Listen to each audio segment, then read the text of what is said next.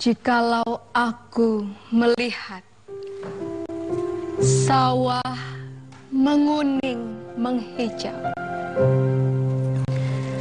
aku tidak lagi melihat batang padi menguning menghijau. Aku melihat Indonesia. Jika aku melihat gunung-gunung, Gunung Merapi, Gunung Semeru, Gunung Merbabu, Gunung Tangkuban Perahu, Gunung Kelebat, dan gunung-gunung lainnya, aku melihat Indonesia. Jika aku menghirup udara ini,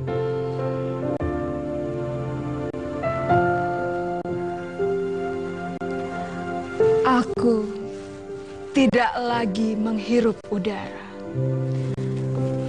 Aku menghirup Indonesia. Jika aku melihat wajah anak-anak di desa-desa dengan mata yang bersinar-sinar, berteriak merdeka, merdeka Pak, merdeka. Bukan lagi melihat mata manusia. Aku melihat Indonesia.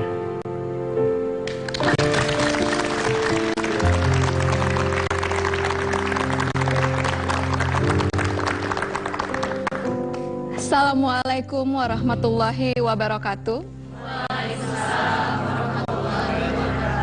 Para pemirsa sekalian, baik yang ada di rumah maupun yang ada di studio, alhamdulillah hari ini kita rakyat Indonesia sama-sama merayakan Hari Kemerdekaan Indonesia yang ke-70. Merdeka!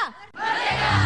Insya Allah kita akan jauh lebih baik dari setiap harinya mulai hari ini untuk menggapai Indonesia yang lebih baik ke depan insya Allah. Dan senang sekali di studio hari ini saya sudah kedatangan audiens dari Stikes Dharma Husada Bandung. Terima kasih hadirannya. Dan juga ada pengajian dan sanggar senam dari Graha Putri Depok. Assalamualaikum Ibu, terima kasih sudah datang. Dan juga kami kedatangan dari Yayasan Koperasi Intelektual Pemuda Indonesia. Terima kasih kehadirannya.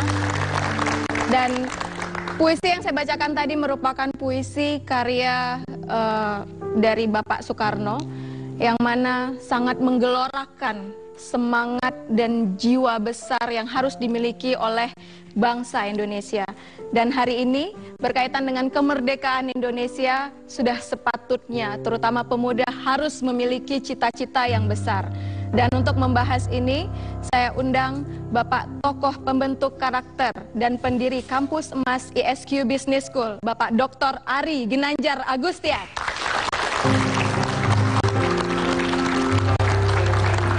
Assalamualaikum. Salam merdeka. Alhamdulillah hari ini kita sama-sama merayakan kemerdekaan Indonesia dan semangat baru muncul dari kita untuk terus menjadikan diri insan yang baik di Indonesia dan untuk membangkitkan Indonesia sesuai dengan tujuan Pak Ari, Indonesia Emas. Nah, Pak Ari, berkaitan dengan puisi yang saya bacakan tadi, ada semangat, ada hal-hal yang kita lihat dari Indonesia. Bagaimana tanggapan Pak Ari? Tepuk tangan untuk puisi yang luar biasa. Apa yang pemirsa rasakan ketika mendengar puisi itu? Bergetar. Mengapa?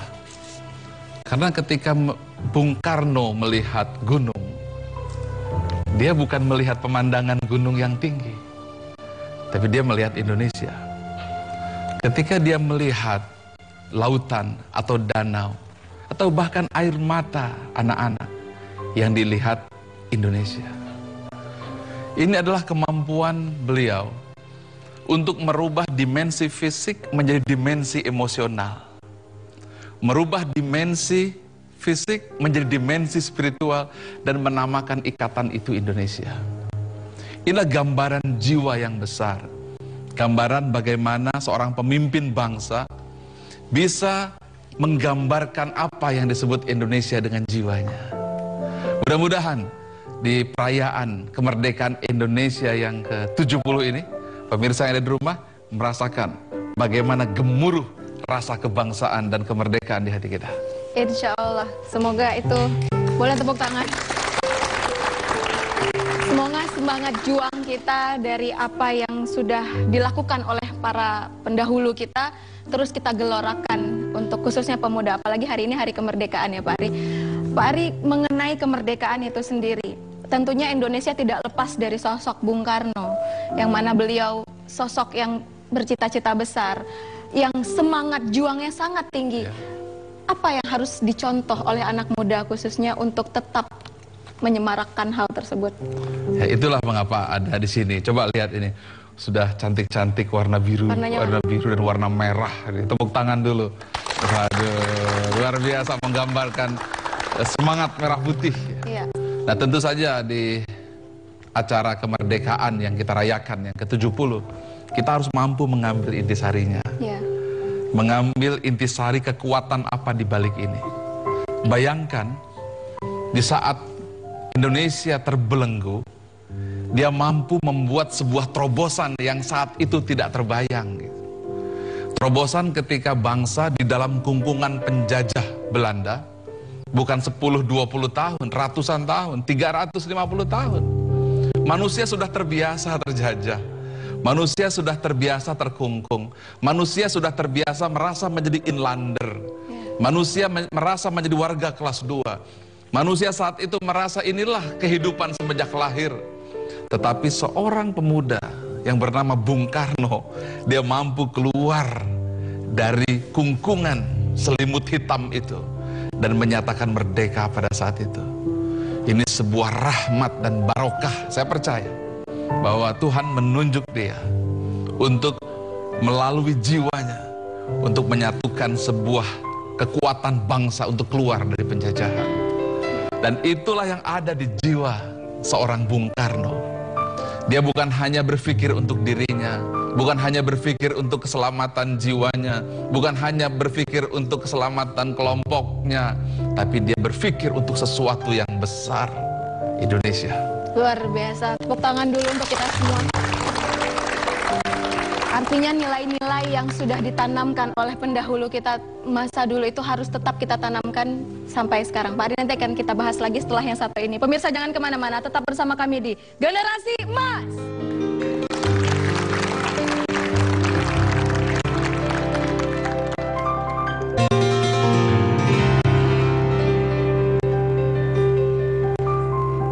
Pemirsa, terima kasih masih bersama kami, dan kali ini berhubung semangatnya sedang semangat merdeka, kita mau yel-yel dulu. Semangatnya Generasi Emas. Mari boleh sama-sama berdiri. Generasi Emas! Go, go, go! Generasi Emas! Fight, fight, fight! Generasi Emas! Win, win, win! Generasi Emas! Bangkit! Generasi Emas! Bangkit! Generasi Emas! Indonesia! Luar biasa! Nah, kita semangat merdeka hari ini, Pak. Ya, semangat luar yang biasa. semangat Luar biasa. Yel ya tadi juga luar biasa. Ya. Tapi menilik mengenai sosok Bung Karno yang memerdekakan Indonesia ini, tentu dia menghadapi banyak hal. Mulai pernah diasingkan, mulai dia pernah dipenjara, pernah menghadapi konferensi yang di situ ada banyak hal yang dia hadapi. Sebenarnya mindset seperti apa sih yang Bung Karno miliki sehingga semangatnya tetap Indonesia harus merdeka, seluruh Indonesia harus bersatu? Iya. Gimana Pak Ari? Ini ada sebuah fenomena emosional dan spiritual intelligence pada sosok Bung Karno. Dia mampu keluar dari belenggu di mana persepsi saat itu penjajahan itu sudah sedemikian kuat sehingga manusia sudah tidak sadar lagi bahwa dirinya dijajah gitu ya. Tapi beliau mampu keluar dan kemudian menjadikan bangsa ini menjadi satu kesatuan dari berbagai pulau, dari berbagai suku yang merasa tadinya Yong Java, ada Yong Ambon, Yong Sumatera, Yong Banten, Yong Batakbon gitu ya. Kemudian tiba-tiba didefinisikan menjadi Indonesia. Jadi bagaimana beliau seorang pemimpin yang berpengaruh untuk menyatukan berbagai suku, berbagai kalangan yang dipecah oleh pulau-pulau di tengah penjajahan Belanda mampu mengajak bangsa Indonesia untuk menyatakan kemerdekaan. Kita bisa bayangkan jiwa seperti apa yang ada di hati beliau. Sebuah leadership yang dahsyat, sebuah will atau keinginan yang luar biasa, sebuah passion yang menggetarkan. Sehingga jangan kaget ketika beliau berceramah, bergetar tuh Indonesia. Ketika beliau pidato, merinding semua bulu roma Indonesia. Mengapa seperti itu? Itu bukan kemampuan oratornya beliau, bukan kemampuan bicara beliau, tapi sebuah luapan cita-cita, sebuah impian yang membara, keluar dari kungkungan pemikiran yang membelenggu. Kemudian dia menyatukan dan menjadikan kelompok-kelompok yang terpecah belah dari berbagai suku dan didefinisikan Indonesia. Bayangkan pada saat itu ada manusia berkualitas seperti itu. Dan bukan hanya itu, yang kedua, beliau tidak cukup hanya berpikir untuk Indonesia. Yang lebih dahsyat lagi, dia melakukan sebuah konferensi besar. Bangsa-bangsa yang tadi dianggap bangsa kelas 2 dikumpulkan di Bandung, konferensi Asia Afrika. Yang tadinya mereka itu warga-warga Indonesia atau mungkin bangsa-bangsa yang selama terjajah mengatakan, kami bangsa Asia Afrika. Luar biasa. Kita perlu meniru ini, pemirsa. Kita perlu memiliki semangat ini. Bayangkan kalau ini ada di jiwa seluruh pemuda Indonesia, bangsa ini cukup untuk menggetarkan dunia kembali. Subhanallah. Saat dia terpuruk pun dia masih bisa berpikir out of the box ya Pak Ari kalau bahasanya sekarang. Sementara beliau tidak hanya berpikir, apalagi pernah waktu di penjara di Bengkulu, di Sukamiskin, beliau tetap menulis, tetap menelurkan ide-ide. Apa saja sih Pak Ari perjuangan Bung Karno untuk Indonesia di luar dari itu? Ya, yang kita pelajari bahwa selama ini sejarah aja soalnya. Jiwa itu tidak terkungkung oleh keadaan. Meskipun beliau di dalam penjara di Sukamiskin, beliau di penjara di Bengkulu, di dalam kungkungan jeruji besi, tapi jiwanya tetap membara.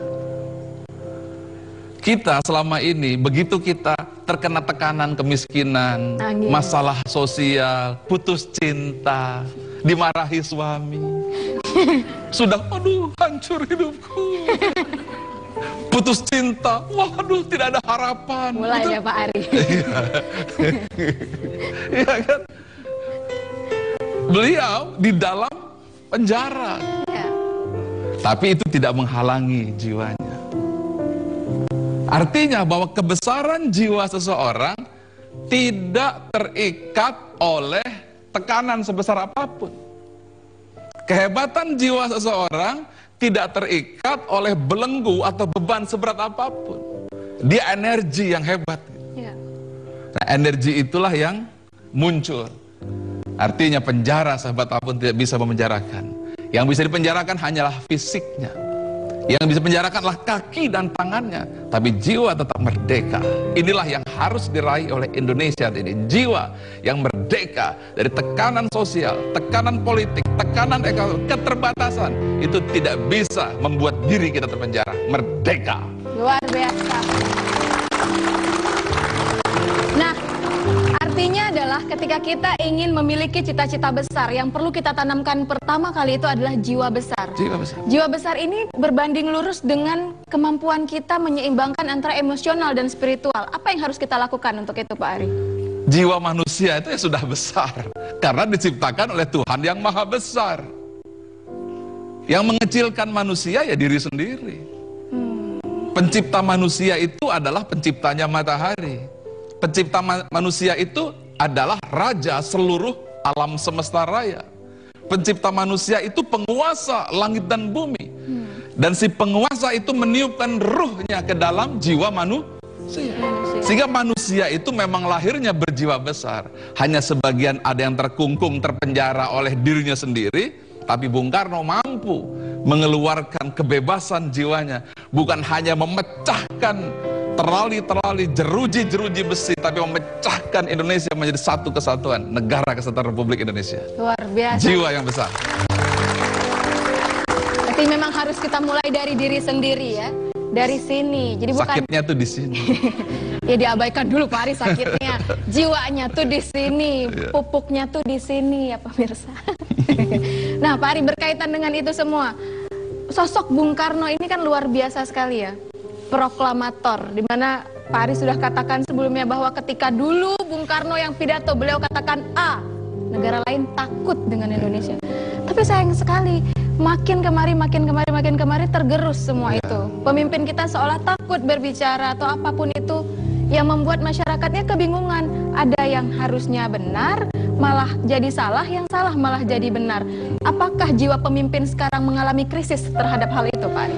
Ya, jiwa kepemimpinan itu sungguhnya dimiliki oleh semua umat manusia. Setiap diri kita itu adalah pemimpin. Anda yang bajunya merah ini pemimpin semua nih. Pemimpin di rumahnya, pemimpin anaknya, ini pemimpin di kelasnya. Nah, tapi jiwa kepemimpinan itu yang harusnya segera dihidupkan. Tapi yang terjadi saat ini justru itu hilang.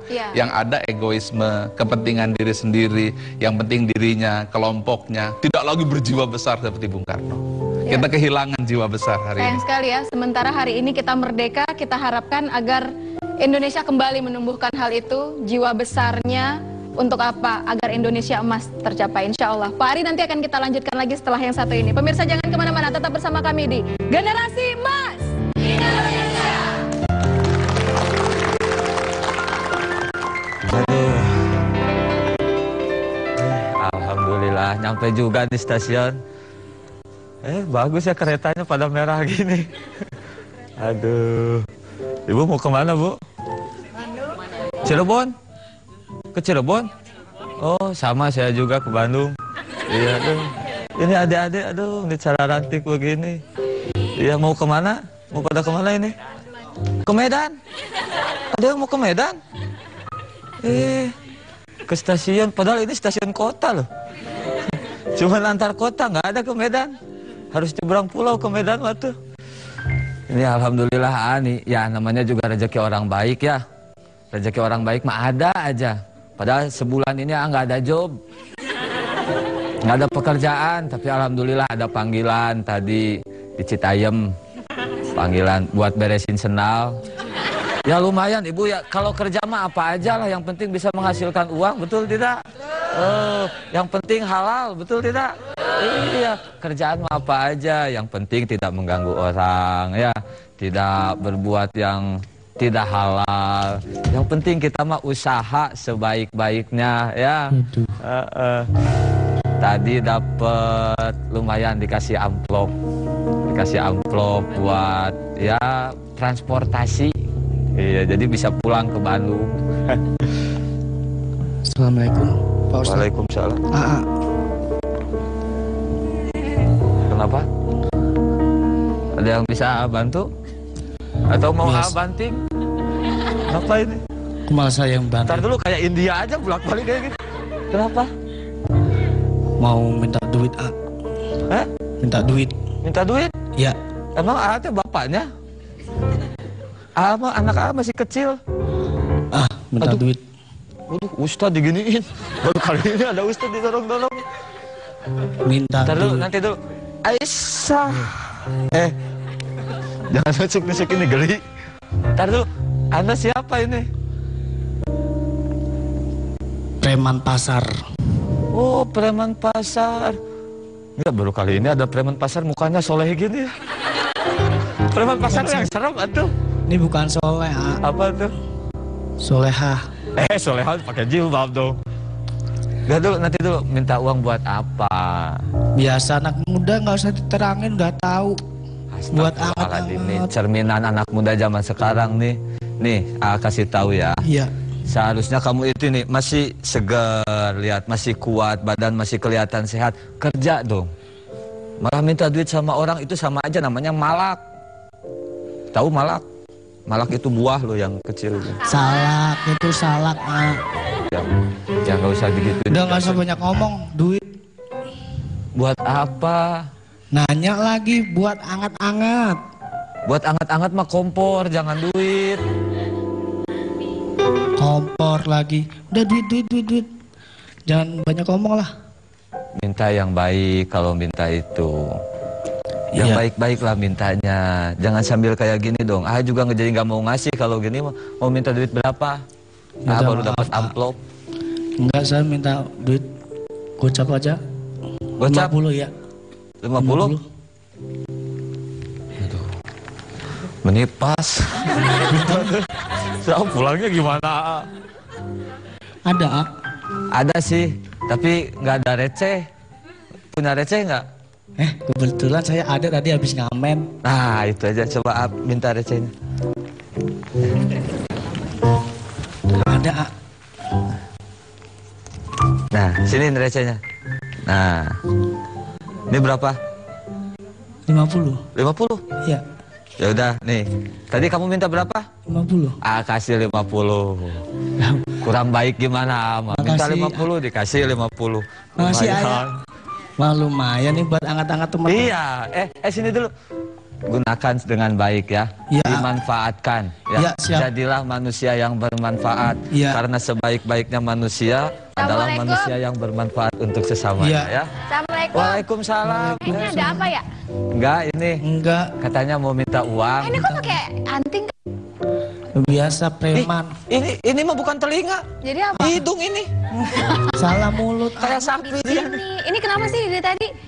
Enggak, saya mau minta duit, Bu. Bu Iya, apa enggak, Mbak? Saya bingung. Enak Jadi- aja Mbak dong. Oh, Mbak. Jadi dia nggak minta uang sama Iya. 50.000. Ajimnya habis dari mana? Aji ini dari Istiqlal. Subhanallah. Alhamdulillah Ceramah, ya. ya? Kenapa? Ceramah. Beresin sendal. Beresin Dari tadi juga apa kerjanya beresin sendal. Oh, di mana, A? Di Istiqlal. Istiqlal. Negara mana tuh? Ntar lu. Terus Mas Taufan minta uang sama A buat apa? Buat biasa teman-teman Buat anget-anget. anget-anget katanya. Anget-anget tuh ngapain Mau sih? beli wedang jahe. Oh gitu ya. Jahe. Gampang banget ya gitu ya. Kalau anak muda sekarang kalau ada apa-apa tuh nggak mau usaha dulu, Tahu langsung minta aja. todong gitu. Tadi Nah, kan sama A marah-marah dikasih. kan. Sama A Sama dikasih dikasih. 50.000. Tapi karena duitnya nggak ada receh, A minta receh. Ada nggak? Ada. Dia kasih Oh gitu. recehnya. Udah, 50. tapi Ari dong. Ridho ini tuh. Tapi Subhanallah. tapi perasaan saya yang dibohongin. Orang receh saya 50, saya dikasih 50. Loh, mintanya berapa? 50. Saya kasih 50. 50. Berarti benar kan? Bener. Ama jujur orangnya ya. Tuh. Aduh saya bingung ini mana yang benar. Kita tanya-tanya sama guru kita aja ya, sama Pak Ari mengenai hal kayak begini-gini ini. Oh ya. Kadang kan udah bohong tapi dibikin bener gitu ya, padahal Ya. yang bener dibohong-bohongin. Kontribusi lah namanya itu. Lagi. Saya yang jadi dibohong. Pak Ari kemana ya? Pak Ari. Maksudnya apa? Pesangan dulu dong. Woi. Gimana? Minta duit, Pak. Hah? Kita duit lagi. Ternyata malah minta duit Lihat-lihat dulu lagi. siapa minta duit. Minta duit aja. Hari Kenapa? Merdeka Ada loh, apa? Pak Ari, Hari Merdeka. Nah, ini hari perayaan ini. kemerdekaan. Perayaan Kenapa? kemerdekaan. Harusnya Kenapa? kan semangatnya semangat jiwa ini apa? Pejuang. Jiwa besar, jiwa apa sih tadi cita-citanya juga Cita-citanya ini. besar. Ini kan anak muda pengennya ngegampangin Pak Ari minta duit gitu langsung. Main minta duit aja pengen duit 50.000 sampai beresin sendal satu Istiqlal. Cuma 50.000. Nah itu bagus tuh, ada sebuah perbuatan besar. Iya. Iya. Memberi contoh, beresin sendal di Istiqlal. Oh, Iya. Tapi ini minta duitnya gitu kan. Iya, kan ini yang nggak besar. Nah, ini. Ya namanya anak muda, Pak. Nah, itu coba kita lihat pemirsa bahwa saat ini bangsa Indonesia mengalami hal yang seperti ini, gitu. Yaitu hanya berpikir hal-hal yang kecil, yang penting bisa inilah apa berkontribusi sedikit lah gitu. Iya. Apakah cuma mikirkan hal yang sederhana, kerjaan yang kecil, kemudian kadang-kadang membuat kerusakan, menipu, egoisme, hanya hal-hal yang kecil dan tidak berpikir kepada sesuatu yang besar. Jadi semakin lama justru harusnya kan kebesaran jiwa Bung Karno yang luar biasa itu harusnya dipelihara dan dijaga. Ini malah makin mengecil, makin mengkerucut. Lama-lama hilang. Akhirnya Lama hilang. akhirnya hilang dan adanya egoisme. Ya. Akhirnya malah kepentingan diri sendiri, Iya. korupsi di sana sini, penyalahgunaan jabatan, narkotika, rebutan kekuasaan. Yang kekuatan besar bangsa itu seolah di tahun ke-70 setelah kemerdekaannya bukannya bertambah hebat, malah Makin mengecil. jatuh. Sedih ya Pak Ari gitu ya? Sekali. Harusnya Ya. anak muda nggak gitu. Juga sedih. Aduh, Kenapa? 50.000 buat ongkos. Sama aja duit biar aja yang 50.000 juga. Ya, ya udah sama-sama kita bersedih lah. Nah, mulai deh. Mulai tuh Pak Ari begitu tuh sering apa pro kontra. Ya, mudah apa, sedih. Mudah sedih. Bayangkan kalau Bung Karno dulu di penjara gitu ya. Iya, Masa, wah saya mah sedih lah di penjara. Langsung nyerah. Langsung nyerah. Bahasa gaulnya gitu kan. sekarang galau Pak Ari. Galau. Gitu. Kemudian ketika di penjara, gimana kamu di penjara? Nggak apa-apa lah, Wallace aja. Tapi bokap gue seneng loh di Tapi nggak penjara. gitu ya. Sementara Bung Karno dulu nggak seperti itu. Mau kayak gimana juga tetap aja yang namanya perjuangan, yang namanya punya keinginan membara luar biasa. Iya. Kalau anak sekarang, aku mah apa atuh. Iya. Begitu disuruh, ayo berjuang. Alah, Wallace aja. Gitu. Gimana? Sementara keinginan merdeka itu luar biasa, malah Wallace. Sebenarnya anak muda tuh harus seperti apa sih Pak Ari? Pak Ari jangan jawab sekarang, tapi setelah yang satu ini. Pemirsa jangan kemana-mana, tetap bersama kami di Generasi Emas Indonesia.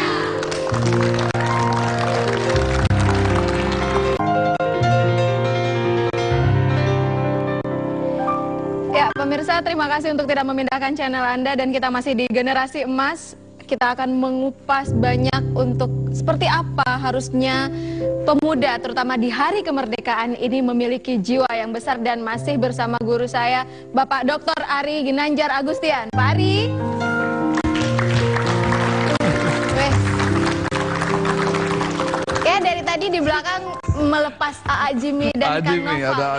Ada Jimmy mau pamit Kan jadi. kita udah ngobrol apa dulu. tadi ngomong banyak tuh apalagi tentang Iya. pemuda. Mereka tadi sempat memperlihatkan potret anak muda sama orang tua kayak bagaimana. Terus orang Iya. tuanya juga yang banyak kan ya udahlah kasih aja kayak gitu. Jadi membuat anak muda zaman sekarang itu ketika terus-terusan seperti itu jadinya malas Pak Ari. Iya. Harusnya anak muda itu gimana sih Pak Ari? Ya memang generasi-generasi yang kita lihat saat ini ya, dengan situasi zaman yang sedemikian menantang, permasalahan yang sedemikian banyak, ada dua perbedaan. Iya. Ketika di zaman Bung Karno, permasalahan yang berat justru dia seperti per yang semakin tertekan, energinya semakin hebat, Iya. mengeluarkan potensi kekuatan yang luar biasa. Iya. Tetapi sekarang justru ketika tekanan semakin besar, masalah semakin berat, manusia malah makin mengecil. Kemudian akhirnya Mengambil dia cara merayap-merayap, pintas. ya mengambil jalan pintas, hanya mengambil keuntungan sedikit-sedikit. Iya. Kemudian ya mengambil kesempatan-kesempatan kecil, menipu di sana sini, korupsi di mana-mana, tidak lagi mementingkan bangsa dan negara. Akibatnya negara dan bangsa yang memiliki kekayaan yang besar ini tidak bisa dinikmati oleh rakyat.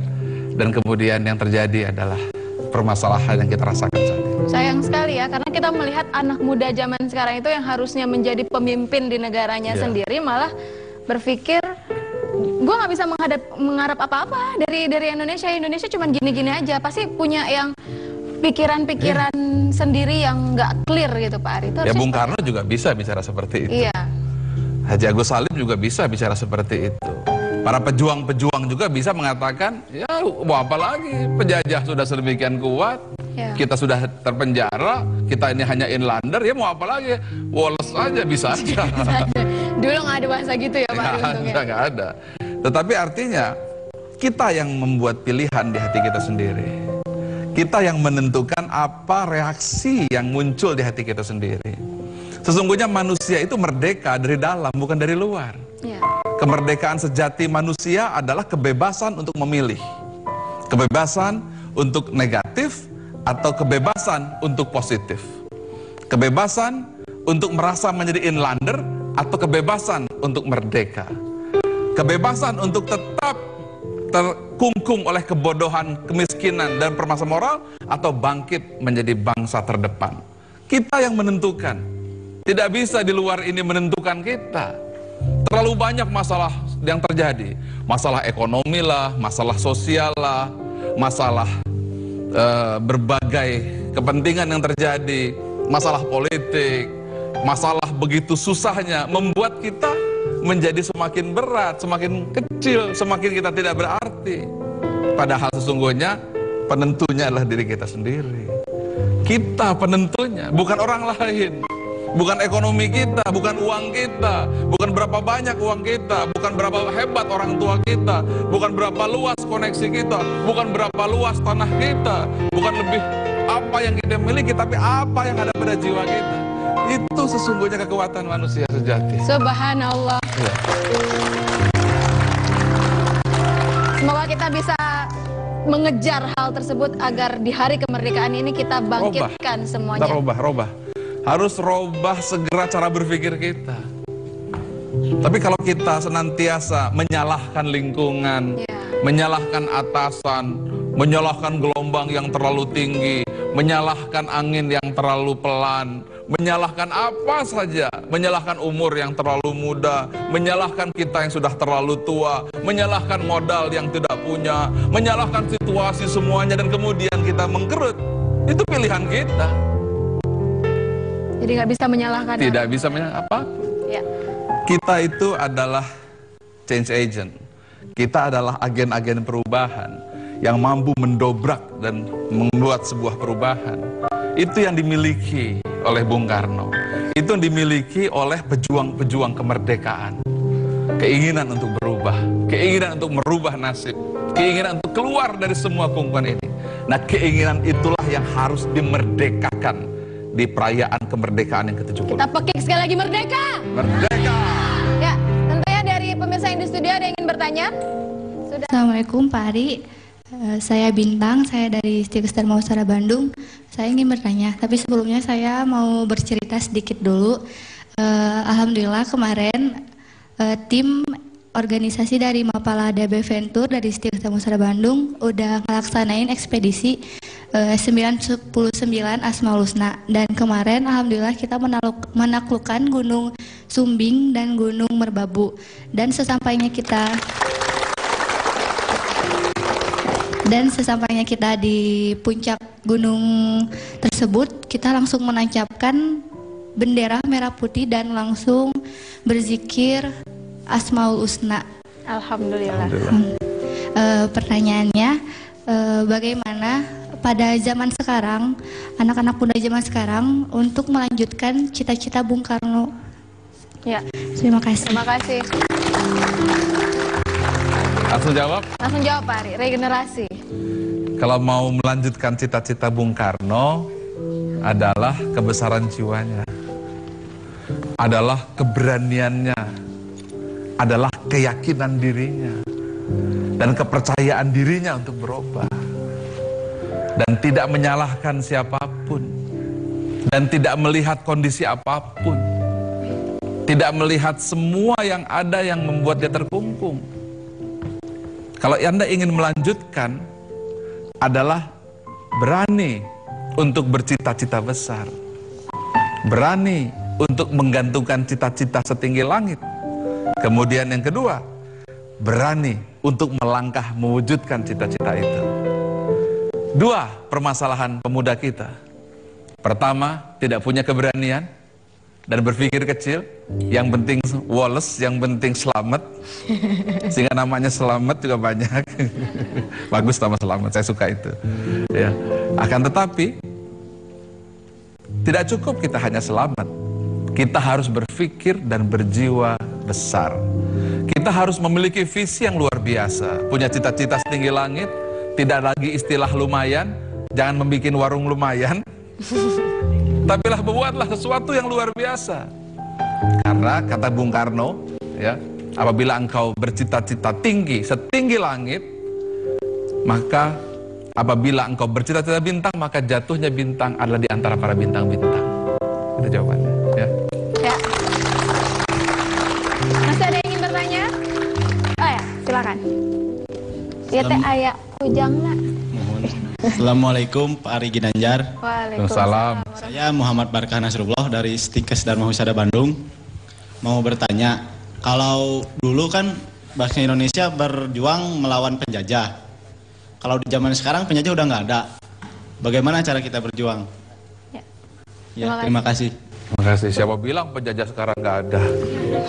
Penjajah sekarang lebih hebat tapi tidak kelihatan. Ya. The future empire is empire of mind. Itu kata Winston Churchill, Perdana Menteri Inggris saat itu. Jadi penjajahan masa depan itu penjajahan pikiran. Apabila kita terjajah pikiran kita, maka sumber daya alam kita bisa diambil, digerus tanpa kita sadari. Justru penjajahan yang terjadi adalah penjajahan hati, penjajahan pikiran, merasa tidak berdaya, merasa menjadi warga kelas 2, merasa putus asa. Itu adalah sebuah penjajahan yang membuat kita tidak lagi menjadi manusia sejati. Manusia itu kan makhluk sempurna. Manusia itu makhluk serba bisa. Manusia itu makhluk yang terhormat, yang merupakan sesuatu yang sempurna, yang sesungguhnya dia bisa berbuat banyak hal. Tetapi penjajahan yang membuat kita merasa kecil, penjajahan yang membuat merasa kita tidak berdaya, penjajahan yang membuat kita menyerah, penjajahan yang membuat kita putus asa, penjajahan yang membuat kita tidak peduli, penjajahan yang membuat kita apatis, penjajahan yang membuat kita tidak merasa bisa berbuat apapun, akhirnya menghancurkan diri sendiri.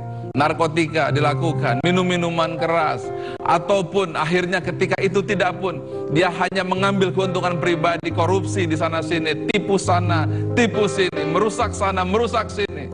Yang terjadi adalah kerusakan yang terjadi pada bangsa kita. Nah, inilah penjajahan yang terjadi saat ini, yaitu penjajahan moral, penjajahan jati diri, penjajahan terhadap nilai-nilai insani. Nilai insani inilah sesungguhnya kekuatan dan kekayaan yang dipergunakan oleh Bung Karno untuk memerdekakan bangsa ini. Bukan dengan senjata, bukan hanya sekedar bambu runcing, tapi jiwa yang membara yang membuat bangsa ini merdeka. Apabila kita dulu melawan penjajah Belanda, lawannya adalah bagaimana kita sekedar untuk mengalahkan penjajah supaya bebas. Tetapi sekarang kita adalah berpacu melawan bangsa-bangsa lain untuk membuktikan kita bangsa luar biasa. Pertanyaannya, maukah kita mengambil peran itu? Atau kita mengatakan, yang penting saya selamat sajalah, yang penting saya biasa-biasa sajalah, yang penting Wallace, tapi tidak peduli saya ingin menjadi apa. Gantungkan cita-cita setinggi langit, gantungkan cita-cita setinggi bintang. Itu pesan Bung Karno. Luar biasa. Segmen ini berikan kami motivasi, terutama di hari merdeka ini, agar kami bisa menjadi sosok berjiwa besar untuk menyongsong Indonesia Emas. Pemirsa, jangan kemana-mana, karena setelah ini akan ada hal-hal positif yang akan dibangun oleh Pak Ari setelah yang satu ini. Tetap bersama kami di Generasi Emas Indonesia.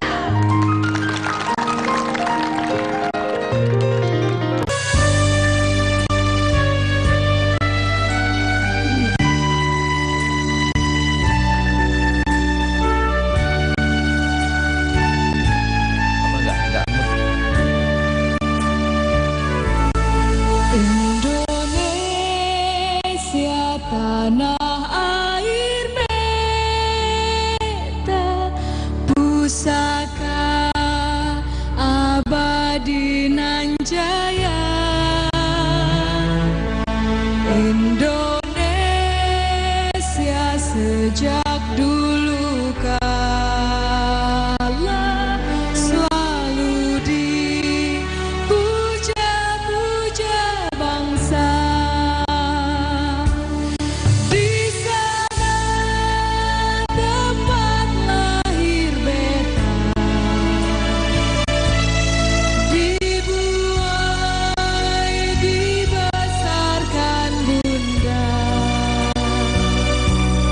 Tempat berlindung di hari tua sampai akhir menutup mata.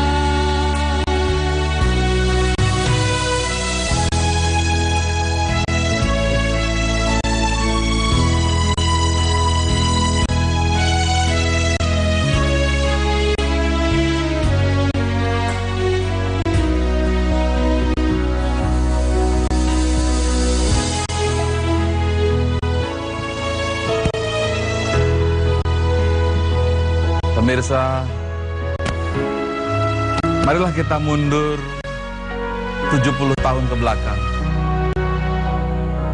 Kita bayangkan bagaimana para orang tua kita, mereka maju diterjang oleh peluru. Tubuhnya dilindas oleh tank, badannya sobek oleh pecahan bom, darah mengucur dari tubuhnya. Tujuannya hanya satu, agar kita bisa merdeka hari ini. Tujuannya sederhana, melihat kita merdeka hari ini. Tetapi cobalah bayangkan, kalau sekiranya Tuhan menghidupkan dia kembali, lalu mereka berjejer di hadapan kita, menyaksikan Indonesia saat ini, menyaksikan pemuda-pemuda Indonesia saat ini, di mana mereka tawuran antar sesama. Sebagian mati karena narkotika, sebagian pemimpinnya masuk penjara karena terhina oleh korupsi. Bayangkan kalau mereka berdiri dengan membawa sangsaka merah putih yang telah robek, yang tubuhnya bercucuran oleh darah. Kemudian mereka menatap kita, pemirsa. Apa yang kau akan rasakan apabila 70 tahun yang rentang waktu begitu panjang disatukan, berhimpitan, kita ditemukan dengan zaman itu. Bayangkan apa yang dirasakan oleh mereka. Hari ini adalah 70 tahun. Bukan 10, bukan 20, bukan 30, 70 tahun. Waktu yang sangat panjang untuk bagaimana kita memegang amanah sebuah bumi persada yang dirangkai oleh aliran darah, yang disambung oleh kekuatan tulang-tulang, yang dibanjiri dengan teriakan-teriakan kematian, ditembus oleh peluru dan meriam. Kini Indonesia di tangan Anda, kini Indonesia di tangan kita. Apa yang kau lakukan dengan bumi pertiwinya? Apa yang kau lakukan dengan tanah-tanahnya? Apa yang kau lakukan kepada rakyat-rakyatnya? Apa yang kau lakukan dengan amanah besar yang ada di tanganmu, yang ada di pundakmu? Merunduklah Indonesia, merunduklah. Semoga ulang tahun kemerdekaan ke-70 ini menghidupkan kita kembali. Ingat, jangan kau sangka pejuang-pejuang itu mati. Mereka hidup, hidup di dalam dada dan jiwamu.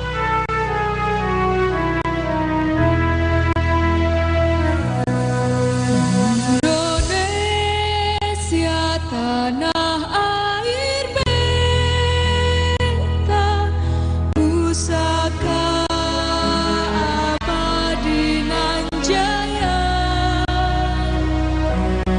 Indonesia sejak dulu kala selalu dipuja-puja bangsa.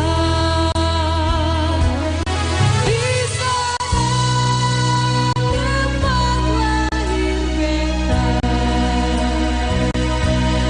dibuai dibesarkan bunda, tempat berlindung di hari tua, sampai akhir menutup mata. Kontras sekali lagu ini apabila dibandingkan dengan keadaan yang terjadi. Jauh sekali lagu ini apabila dibandingkan dengan kenyataan yang ada. Sangat jauh, seolah apa yang kita nyanyikan dan apa yang kita saksikan. Bung Karno itu berkata, tidak akan berubah nasib bangsa sebelum mereka mengubah nasib mereka sendiri. Dan itu sejalan dengan apa yang disebutkan oleh Allah, tidak berubah nasib satu kaum sebelum mereka mengubah jiwa mereka sendiri.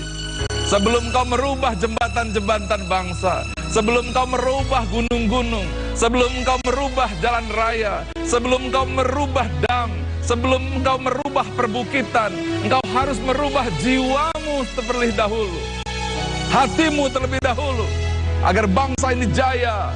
Kekuatannya adalah bukan kekuatan sumber daya alam, tapi kekuatan insani. 250 juta pemuda Indonesia